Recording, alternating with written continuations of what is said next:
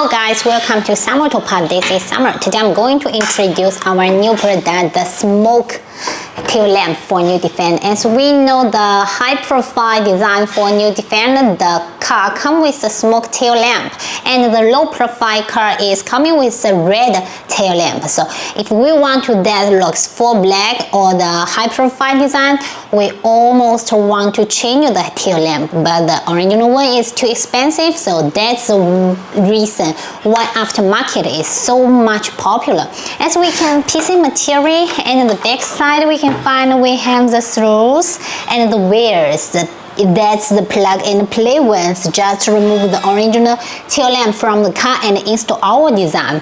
And for this tail lamp, I think the detailed installation guide will be much more attractive, you guys, and you guys must be want to see how's the look after install the tail lamp on the car. So I will go to the garage today and install the tail lamp on my car for you guys to reference how's the look and how's the quality.